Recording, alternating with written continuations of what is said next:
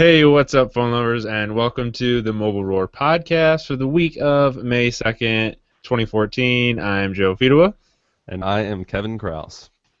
and that's all you're getting today because we're only a two-member team today because Chris got caught up yesterday. He got his appendix removed, Oh, we so wish him a speedy recovery. yeah, we wish him a speedy recovery, but he's all matted up right now, and I think he's going home today, right? Yeah, I think he said he was actually discharged from the hospital this morning. But I don't know. Okay. There's also some huge wildfire out in where he lives, and so who knows if he even has a home anymore. If you That's follow Chris on Twitter, there's always something going on yeah, with him. it's crazy. But yeah, he Yeah. hopefully everything works out for him. Hopefully his appendix surgery heals up and his home is not burnt down. And I mean, oh, it's not been a good week for him. But No, no, it's not. But he should be fine and ready to go next week. But so yeah, I guess me and Kevin are going to try to cover things today, and really not a lot happened this week, so we'll probably keep it short. Um, so I guess we'll just start off. I wrote an editorial this week called "One Plus One Equals Marketing Tricks and Deception," which was probably a title that got people angry because there was some pretty fun things going on in the comments, I'll just say. But yeah, basically the article was about, and I think a lot of people kind of thought this before, but Oppo and OnePlus One have some kind of relationship that we knew already. But then this week, something leaked out about their domain name for OnePlus One's website was made by the same people that made Oppo's website, I guess, or something like that. So people are thinking, okay, are they like the same company now? Is OnePlus just a branch of Oppo, and they're trying to use them as like a hip new hype machine for? Because the thing is, the OnePlus One phone is like identical to the Oppo Find 7A. So it's like, are they just repackaging the same phone and trying to sell it twice and hype it up? So it's kind of weird. I mean, what do you think about all that? I don't know. What did you find? Do you believe that line of thought? I mean, I love conspiracies, so I want to believe. I really want to believe that, Oppo, they're not doing well in the U.S. They want to get in the U.S. market, so they're like, all right, we're just we're gonna have a few people from our company say that they're resigning, and then a month later they're gonna start up a new company, and it's gonna be all hip and fresh, and we're gonna market the crap out of it on social media and blah blah blah blah, and they're gonna just try to, I don't know, be cool and sell a phone to people in the U.S. because it seems like it's working. No, you can't buy the phone yet, but people are freaking excited about this thing like no other. Yeah, and I mean, I guess that all the connections I haven't really followed it too closely, but it seems like all the connections, there's something fishy going on. That Yeah, I agree with that. There's something that's not quite right about the whole situation. The only reason that I have to doubt all the conspiracy talk is simply because, well, you could ask the average American on the street, have you ever heard of Oppo and have you ever heard of OnePlus? And their answer is most likely going to be, no, I haven't heard of either. So I don't really see where there's an actual benefit, at least in the U.S., for them to rebrand their company. They could have just taken Oppo and tried to do the same thing that they did with OnePlus if it is connected. But yeah. I mean, I don't know. I think it's something that somebody's going to have to ask the hard questions and figure out. Because But it's like you said, there is so much fishy stuff going on. Like, you don't just start a hardware company and like whip out a phone in less than 6 months. And I know that they said that they're like getting parts and stuff from Oppo, but like number one, why would Oppo just give this brand new company like, oh hey, yeah, here, have all these parts and we'll help you make a phone and blah blah blah. Like they're competing with each other, but they're not acting like it. yeah, it's just a strange situation. I can't. I mean, obviously, until someone comes out and says what the connection is until there's some kind of evidence going one way or the other. I mean, you can't really say what their purpose or goal with this whole thing is, but Yeah, and uh, I should read their because like I guess the same day that I wrote the article actually, um, because they totally read my article and they were like, oh, we gotta come out with a statement on this. But they came out with a statement on later that day, and I added it to the post. Let me read it quick, where they basically just kind of shot down everything. But they said, long silence. Okay, we understand the confusion as many people are just finding out about OnePlus. But as we said from the beginning, OnePlus is a separately run company that does share common investors with Oppo. One of these investors is Oppo Electronic. Oppo Electronic is an investment company and is not the same as Oppo Mobile. OnePlus is also in talks with other investors. So basically, what they're saying is they have the same investors. Um, yeah. So I mean, so it seems like the most innocent explanation is simply that there's a group of investors backing them that's just banking that one of the companies will be successful, you know. So they're just basically, let's have two companies, we'll invest in these two companies, they'll release very similar devices, and hopefully at least one of them approaches it the right way that something becomes profitable. I mean, that seems like the most innocent explanation. I mean, yeah, I guess there's like the whole thing seems I, I don't know if malicious or innocent is the right terms because I don't necessarily think they've even so what if it turns out that OnePlus is just a subsidiary of Oppo? Has it right. really hurt the consumer at all? I mean, are they really harming the consumer, deceiving the consumer by doing that? I mean, the And phone is yeah, going to be what it is. The pricing is what it is. I'd be more question. The thing that I would question more is how the heck they sell a phone like the OnePlus One, and they're going to sell it for about $300. right. I mean, that's what makes things seem a little more suspicious to me. Uh, but I don't know. I don't think it's I know a lot of people got worked up about this, and I'm sure. I mean, you know, I didn't delve too deeply into the comments, and I'm sure they probably got pretty heated at times Well, when the that. main thing is what people said is what you just said is who cares?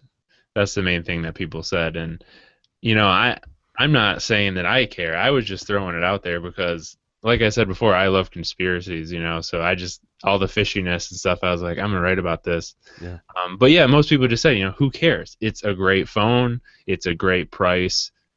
That's all you need to worry about. And that's probably true. I mean, I'm not worried too much about it, but I could see how if this was true, I could see how someone might be like, I don't want to feel like just a pawn in their scheme here, and maybe. I'm not And going to buy the phone.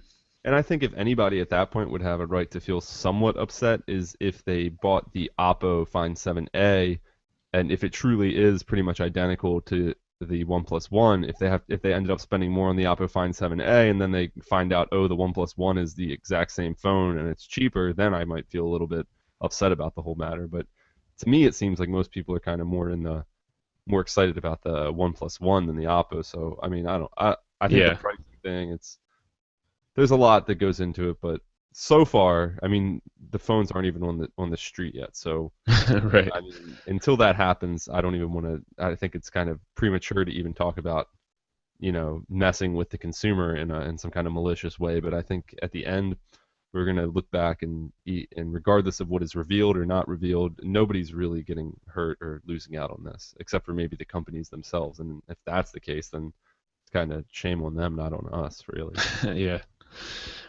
yeah. All right. So that's the one plus one thing. There's probably nothing going on there, but it's fun to think that there is.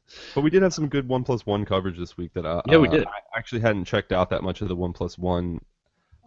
I've been kind of same with Oppo. Both phones, I know there's been a lot of hype about them over the past few months, but just I haven't been super intrigued by them just because they're from companies that are smaller. We've heard stuff like this hyped up before that hasn't panned out, so I've kind of been, you Yeah, know, and we don't uh, really get much of their stuff here in the U.S. So so I've been kind of watching it a little cautiously, not really investing too much into the overall thing. But I saw we had someone go out to the OnePlus One event over in San Francisco, and the hands-on. I mean, it looks like a pretty good phone. yeah, we had I think he was from the forums, right? Yeah, Uh, one and of he our went and covered that event for us, and he did a really good job. Yeah. Definitely check that out if you guys haven't yet. So we got a couple questions and comments from Melvin Jefferson on Google Plus.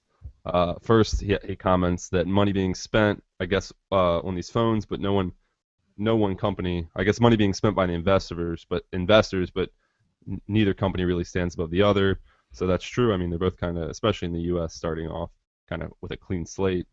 But then his question, how long until the OnePlus One can be purchased in the U.S.? If I'm not mistaken, I think it's next month, right? It's coming out in May. I'm not sure. I think it might be May, but it's definitely by the summer, early summer. Yeah, Um, I mean, right now they're doing the smash your phone thing to get it, and but yeah, I think later this summer they eventually are letting anyone buy it. It's because I know that the Oppo phones are coming out next month for sure, or this month, I guess. okay. Today's May, right? Today is May 1st. Yes. Oh man, time flies. Yeah, the Oppo phones, or the Oppo phone should be out this month. I think the OnePlus One stuff pretty soon too. All right. So let's move on. And you wrote a long featured article this week. You went on a bike trip across Maryland with the Galaxy S5. Tell us a little bit about that. Well, yeah, I did.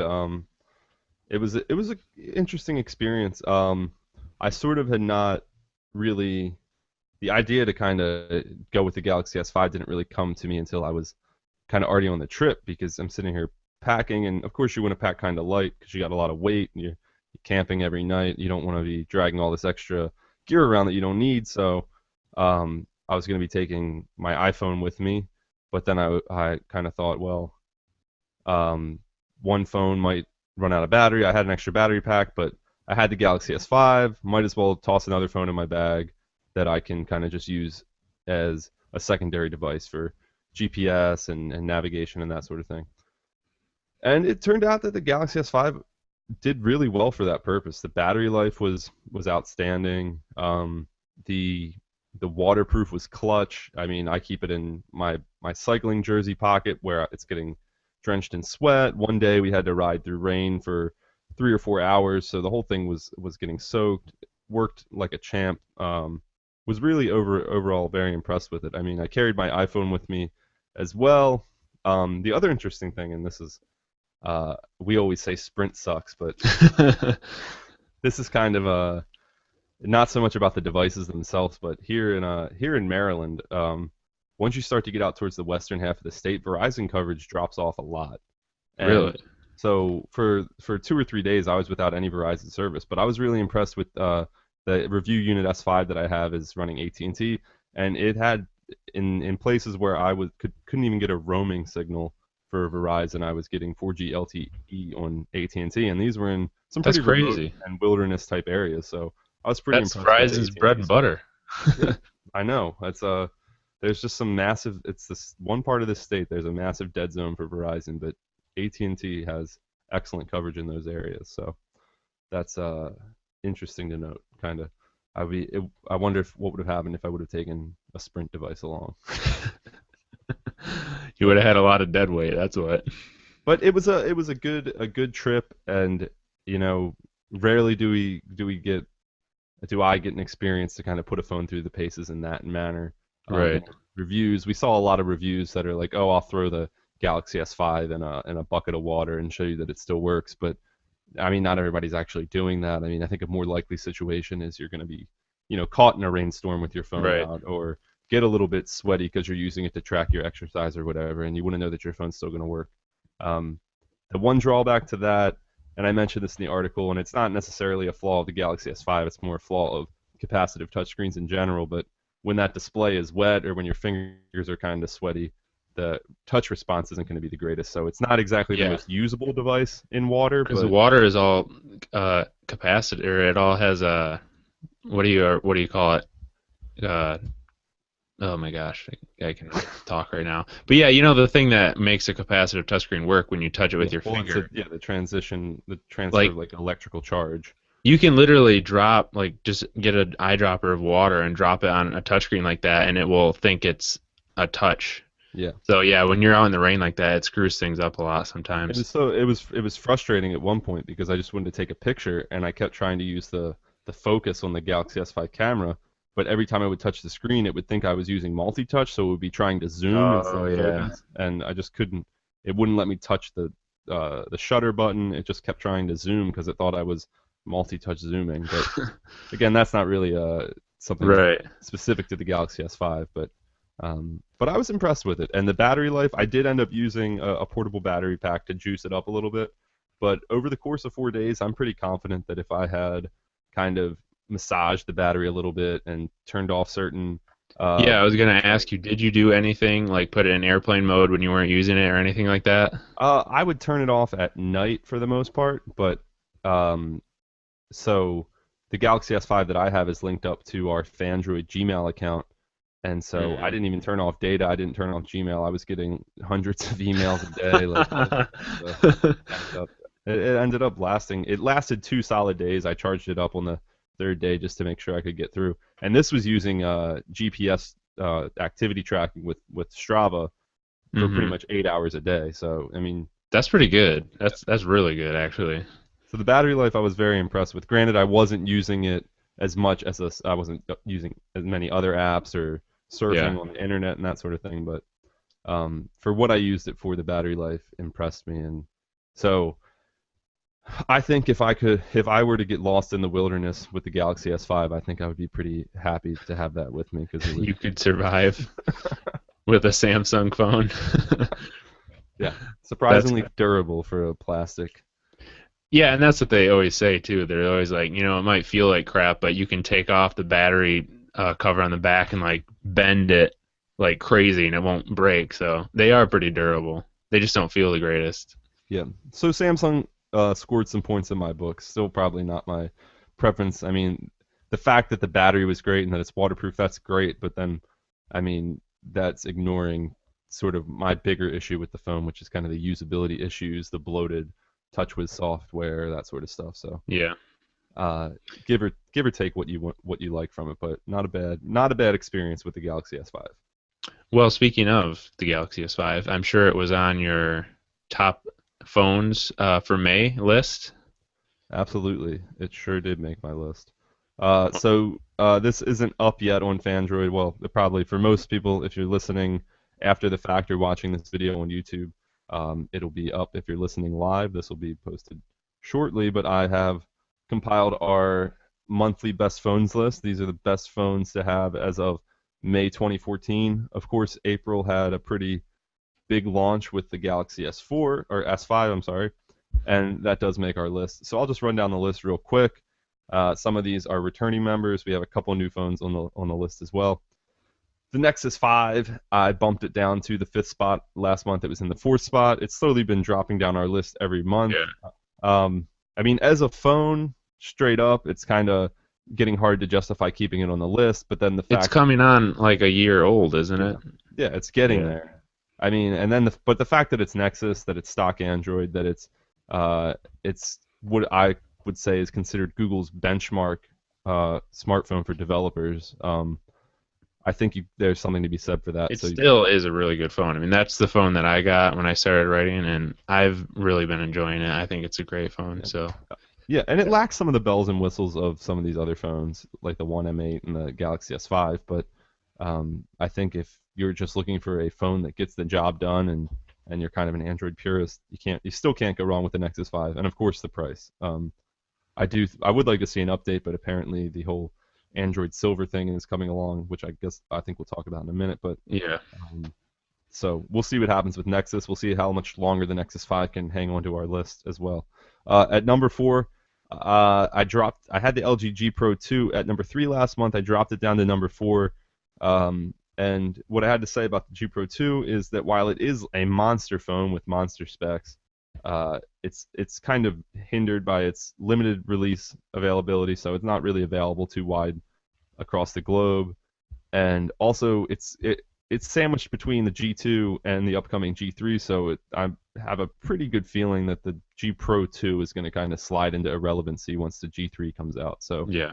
it's kind of a flash in the pan transitional phone that won't make too much of a splash. It won't be something we're still talking about months from now. This might be its last month on our list, but for what it is, if you can get it where you are, or if you want to import one into the U.S., it's still a great phone, great specs, right up there with many of the other top releases that have been coming out.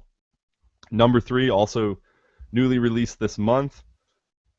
Um, Also kind of hindered by the fact that it's not available in the US and that it is sort of a more limited global release.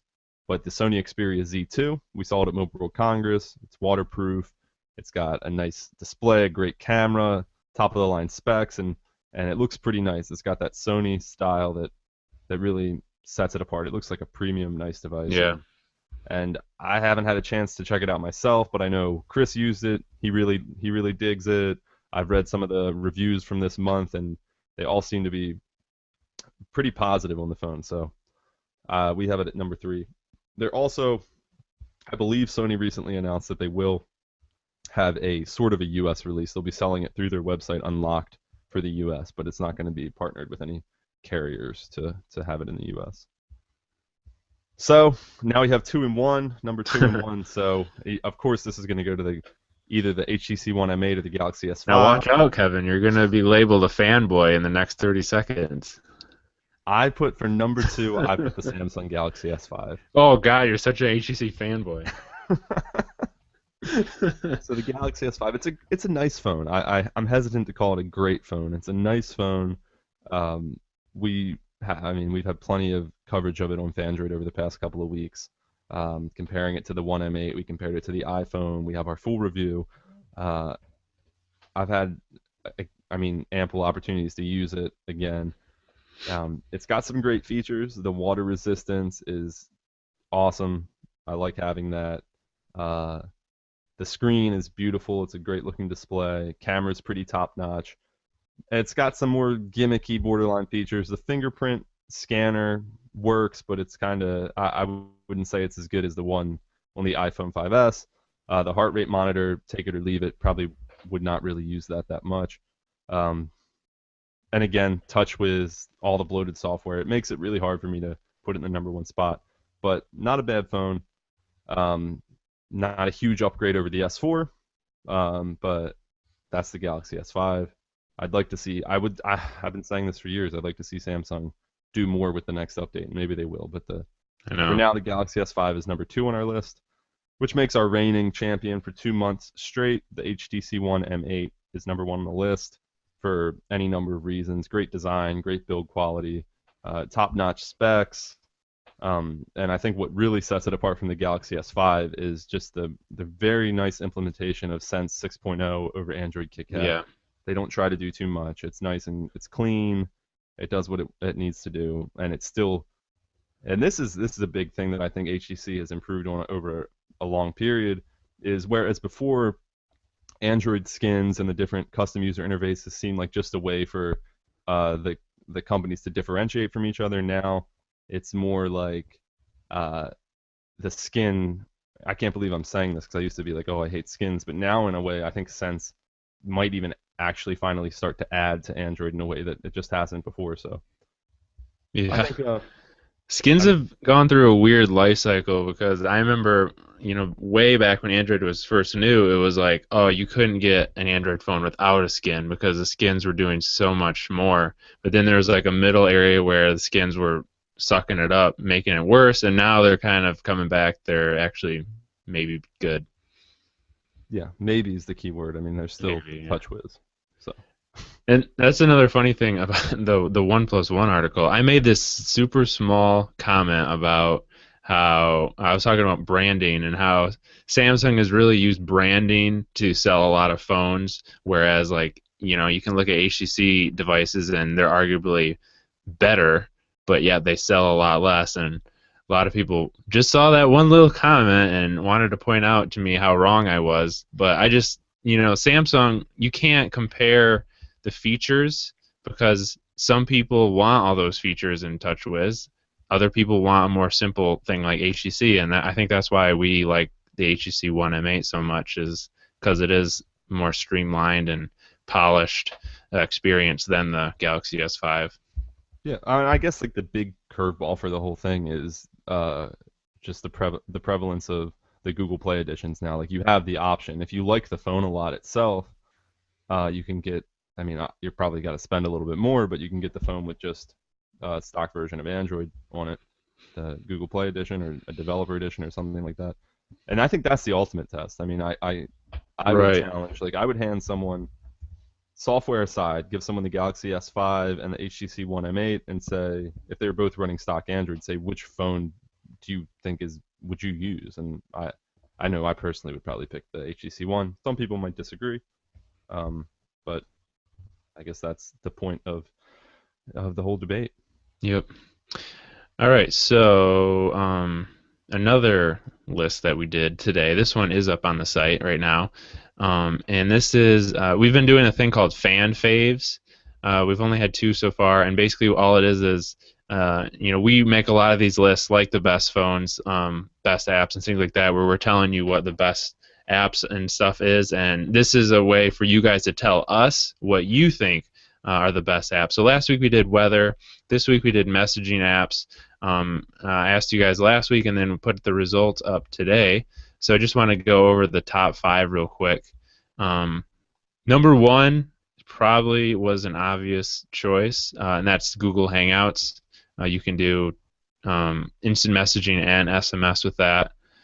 I personally don't like that app that much for SMS. I think it's great for the Hangouts instant messaging, but I don't really like the SMS in that. Do you use that app at all? Because I mean, I know they have an iPhone app, and you have an Android phone too. Yeah, I mean, I use Hangouts like every day pretty much to talk to people, but But do you use it for SMS I though? never use it for SMS. No. Yeah, that's the thing. Yeah, like you said, I love it for IMing and stuff, but yeah, I don't like it for SMS. I don't know. I could see if I was using more of a daily driver Android phone, I could see at least toying with the idea. But I mean, if you're on the iPhone, it doesn't make much sense because you have Right. iMessage and all that stuff. But Can you swap out default SMS apps on the iPhone? no, I mean you can't swap out any default apps on the Okay. iPhone, so you're kind of stuck with Right. whatever it is. All right. Yeah, so I mean a lot of people like Hangouts. If you like it, that's cool. It's not my cup of tea. Number 2 is Textra, and this is an app that is specifically to replace your stock messaging app, and it just adds a few features, like themes, and you get some GIF support and stuff like that. It's just really nice improvement if you have an ugly stock SMS app. Number 3 is hand sent SMS, which I think has been around Forever. forever. Yeah. I thought about the idea of downloading that like when I first got an Android phone. I almost think like that's been around for a long time, but I never liked it that much. I thought it was always not as nice. I don't know how Yeah, it's improved much since then, but it's ugly as crap, actually. yeah. But I know there are like a ton of themes you can download, so people probably make it look a lot better. But their screenshots in Google Play, it looks like they haven't even updated their screenshots in years, but yet they've updated the app this month. It said so. I don't know. I guess a lot of people use it because it was number 3. I just remember it being very ugly. Yeah. Number 4 in our list, you guys said stock. A lot of you just are fine with the stock, whatever it's Samsung, LG, HTC, whatever one comes on your phone, you guys are fine with that, and I can respect that. If you don't do a lot of texting, there's really no need to use something different. And number 5 is Evolve SMS. And this is one of my personal favorites. This app is really cool looking. It replaces the default SMS app on your phone, and it adds a lot of really cool features. There's gestures to like slide between conversations, and you get like a cool cover photo in your conversations of the person that you're talking with and stuff like that. There's themes and all that. Of course, it's really neat. But yeah, if you're interested in that, check that out. Hangouts by the way. It got 403 votes, and the second place on this list was like under 50. So when you were looking for these, were you strictly looking for apps that also did SMS? You weren't including like WhatsApp and Facebook Messenger I or anything like that? included anything. Like And I these, said in the article, it could be SMS, could be proprietary like WhatsApp, It could be video chat, whatever. That's surprising to me that WhatsApp didn't make an appearance Yeah, or, me or too. anything, or Facebook Messenger or anything like that. But I think a lot of people, maybe there are people in here that do use WhatsApp, but if you have to choose one that you use more, they're probably choosing the SMS app that they use. I don't know. But yeah, I mean, WhatsApp Oh, didn't even make the 10, or no, it was eighth. okay. Yeah. Very All right. interesting. So I guess we'll move into our quick hits here, and then we'll do our wins and fails and app picks and get out of here. Just a couple things to mention. If you have a Galaxy S5, Rob put up a huge list of tips and tricks that you can use on there. If you're a new user, or maybe you don't feel like you're using it to its full potential, go check that out.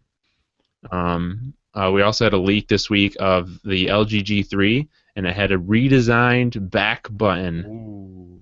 arguably the best feature of the G2. I'm still to this day am surprised with how much that actually caught on because I went to the G2 launch in New Yeah. York City and they made this big deal about this back button and I was just like rolling my eyes and kind of like smirking at the. I was just like, I can't believe that this is their big feature. Like this I is. mean, how much have we talked about it just on this podcast? It could be like, besides hating Sprint, it could be like the number one thing that we talk about. I don't. They were onto something. LG. Yeah. You know. No, I do think it's a good idea, and this redesigned one looks a lot better. Yeah, I just saw the. I was looking at the picture of it before we got on here. Actually, I like it.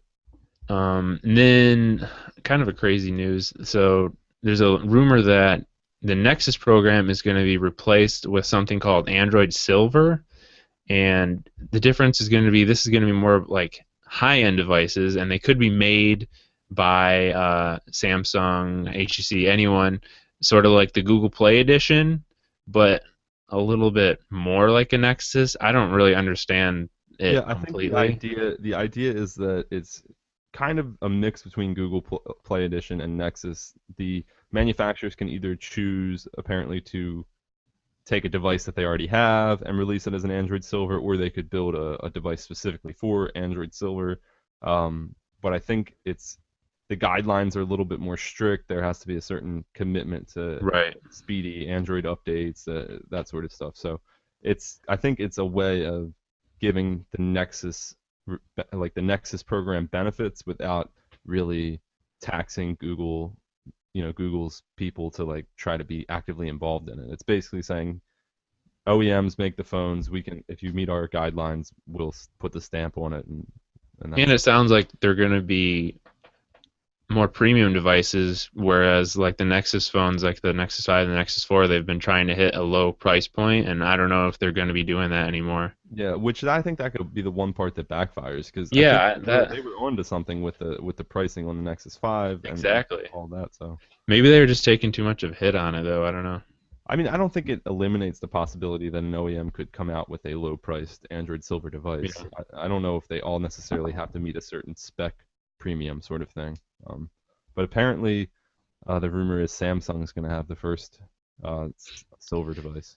Samsung always has the Samsung, first everything. who wants to bet it'll be called the Samsung Galaxy Silver? That would be a pretty obvious choice, yeah. Okay. Google separated out their doc apps, so like um, spreadsheets, presentations. They're separate apps now, and this is for Android and iOS.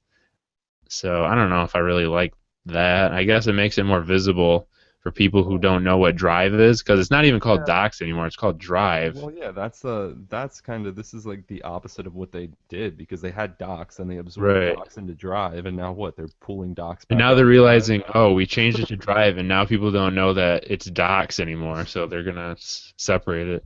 Yeah. Okay, and lastly, Windows Phone got its first video editing app this week. It's called Movie Moments from Microsoft, so you can make some sweet movies with your sweet Nokia camera. Very cool. All right, Kevin, wins and fails. My win of the week already touched on this, so I won't spend a lot of time on it, but I was super impressed with the Galaxy S5's water resistance and its battery life while I was out on my trip. I wouldn't call it a lifesaver. I could have lived without it, but uh, definitely nice to have with me. Hey, question about that. You were biking with someone else, right? Yeah. What device were they using? Um, he had an iPhone also, but I mean, we were kind of just Did he have rotating devices. any? Did he like run on a battery, or did he have any bad experiences with that, or was it fine? Um, I think for the most part he had his turned off, so Okay. which is kind of even more to the point on the Galaxy S5 is that you could think of the S5 was one device kind of supporting two people over this period, so not necessarily like both of us weren't using it, but it was our one device that we kind of had running between the two of us almost the whole time. So, but yeah, that's my win. Maybe just S5 in general. Very very strong performance out on the trails. My fail of the week, and I think Joe will touch on this a little bit later with his app pick, but this morning I woke up to a rather interesting message from Team Snapchat on Snapchat that revealed all of these great new features that are coming to Snapchat, um, including chatting and I guess real-time video and stuff like that. I don't know. Yeah. I haven't, well, the thing is, I'm not totally sure because I haven't had a chance to actually check out these features because the update still hasn't arrived for my phone, at least on iOS. I have a couple other friends on Snapchat who also have not received this new update. So um, a little bit of a fail for me. It seems like a little bit of a botched rollout. Don't send me a Snapchat saying there's all these new features and then give me no way of checking them out. So, Yeah. uh, but that's my fail for the week. Hopefully, I'll get my Snapchat update soon. And I mean, I might even extend that a little bit further and say I haven't had a chance to use it, obviously, but um, kind of just thinking about Snapchat adding in text chat and really, I get a little weary when these companies start to try to expand away from the core of their app and start to Yeah. add in all these features and get things a little more complicated. So I'm a little on the fence about how I feel about Snapchat adding all these new features, but I'll guess I'll have to decide once I get a chance to use it. All right. So my win of the week, like I mentioned, I have a Nexus 5, and the Nexus 5 is kind of fragile feeling to me. I don't know if you've ever had it one, Kevin, but it's really light and it doesn't feel like it could withstand a lot. So I wanted to get a case for it. And I really like the official Google cases, but they're like $35. And I'm not going to spend that much on a case. So I was on eBay looking for cases, and there was this uh, eBay seller from like Hong Kong, and there's a lot of sellers like this. They make like basically bootleg knockoff official products, and they had a blue official air quotes Nexus 5 case, and it's funny because Google doesn't make a blue one, so obviously it's not official. But I get it, and I have the packaging here. The packaging super legit, like Says Google looks on like it. the exact same packaging. The case looks like the exact same case, fits like a glove. It's awesome, and it was less than $10. So That's nice. that's my win of the week. It's pretty crazy. I guess if you're looking for an official Nexus 5 case, go to eBay. But then I also saw on that seller, I might buy. They have an official Nexus 7 one too. Official quote quote. So is I the might. packaging, does it like spell any of the words wrong or differently? Is it like, does it try to be No. like, so it's just like a complete 100% ripoff? Yeah, I mean It's it's not like exactly the Google same. or like I don't have a real case here to XI. compare it to, but it's pretty dang close, if any difference. Well, there you go. Yeah. My fail of the week is Samsung and LeBron have this relationship, I guess, and now this week they released like a LeBron app What do for you get? Galaxy phones. What do you get in the LeBron app? I didn't look into it enough. I just saw the tweet and I was like, you gotta be kidding me. I even tweeted out when I saw the tweet, oh, another reason to hate Samsung. Because, I mean, I'm not a fan of Samsung and I'm not a fan of LeBron any whatsoever. So the two of them combined is like perfect storm. There you go. And it's like, why even make an app like that exclusive? Like, Yeah, I mean, what is the benefit to having that exclusive app? like who's sitting there on like an HTC One and like, dang it, can't download the LeBron I app. can't get my real-time LeBron updates. Yeah, it's like, oh, I can't just watch ESPN Score Center to follow the score of this game. I need to only see LeBron's stat line in real time. Ugh. That's insane. I'm gonna have to look this up. I want to know exactly what I get from the LeBron app. Maybe I'll download it on my Galaxy S5. uh, so, needless to say, that's not going to be my app pick. But what is your app pick, Kevin? Mine. This is I wanted this last week, but I wasn't here. And it's not necessarily super new, but it's an awesome game.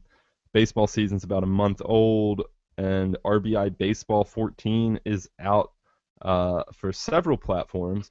If you don't remember, if you're not old enough, or if you just weren't interested when you were younger, RBI Baseball was a more of like an arcade style baseball game that was out for the earlier consoles. I think it was NES that it was originally out for.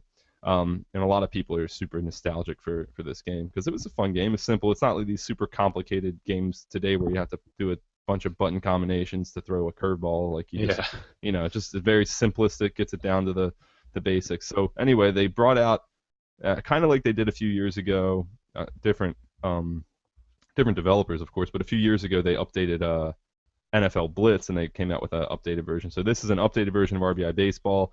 Gameplay mechanics are basically the same, still very simplified, of course, 3D graphics. It's out on iOS now. I think you can also get it on PlayStation and Xbox as sort of just a little. It might even be out for Wii. I'm not sure. Just as a quick little download. And the Android version is on its way. It'll be here shortly, hopefully before the baseball season is too old. But um, it's a little more expensive. I think it was $4.99 to download on iPhone, and probably similarly priced on other platforms. But if you remember the original and enjoyed that, or if you're looking for just if you're a baseball fan like me and you're looking for a good little baseball game you can play on the go, RBI Baseball 14, I highly recommend it. It's a lot of fun. All right. So my pick, like Kevin mentioned, I was going to talk about Snapchat. And I did get the update today, actually. I actually got two updates today for some reason. And I got the message that you were talking about from Team Snapchat. I got that twice. Maybe I So I haven't don't know seen what's the deal. I'm getting your update maybe. that. But I think it's cool because I haven't had a chance to actually use it with someone. But I've kind of been messing around with it a little bit. And it's kind of a new way to do video chatting because from what I understand, you don't actually have to do you don't have to be a two-way video chat for one. Like you can just send someone a video of what you're doing and they don't have to show themselves at all. Um, you can turn that on if you want. But then the other thing is, maybe I'm completely wrong on this, but I don't think that the other person even has to see it live. Like basically, you can be sending a video like you normally would, um, and then if the other person is right there, they can like join it and see it live. But if not, they'll get it like later. I Yeah, don't know. If you read yeah. anything about it, am I completely wrong or? I mean, I'm not sure exactly the mechanics of it. That sounds like it would make sense because they said that with video and with text you can kind of choose how long it stays for people to see and stuff. So it's the whole self-destructing thing. Right, and that's Um, the other thing. The text communication is self-destructing as well. yeah, which When is you're in the conversation, as soon as you like leave the conversation thread, I think it's gone. But yeah, like I said, I haven't had a chance to use it any yet. I probably will later today. And then maybe I'll figure out that it's not that great. But I kind of like the idea. They're trying something different. I mean, I'm definitely interested in it, and for the amount that I use Snapchat, I could see maybe using it for some messaging and things like that. I don't know. The I thing that I think think, the idea behind it is because I was reading The Verge kind of had like a real in-depth thing about this with the creators, and it's like if you ever want to video chat someone, it's kind of annoying because you have to like you go into like Skype or something, and then it's more like a phone experience. It's not just like a spur of the moment thing, but like if you're using Snapchat, it can just be like a quick, hey, you know what? I'm just gonna do a quick live video here.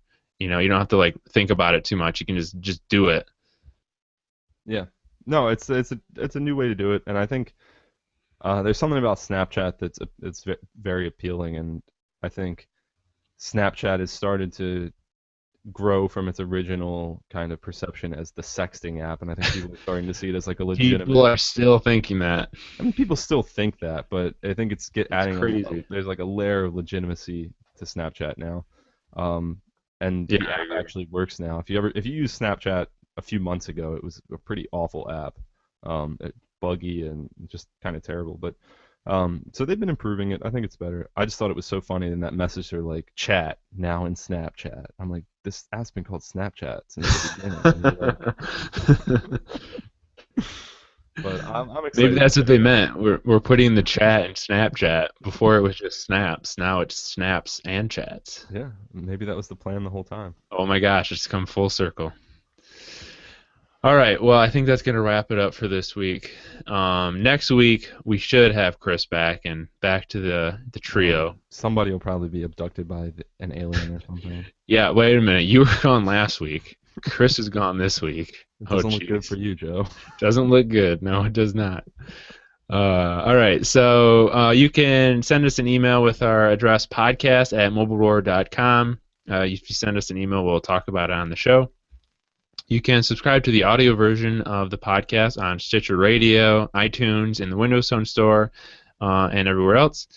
You can follow us on Twitter. Chris, who is not here, is at GamerCore. Kevin is at You Don't Know Kev, and I am at Tall Schmo. And we will be back next week, hopefully at full strength, to talk about more mobile news. See you later, guys. See you guys.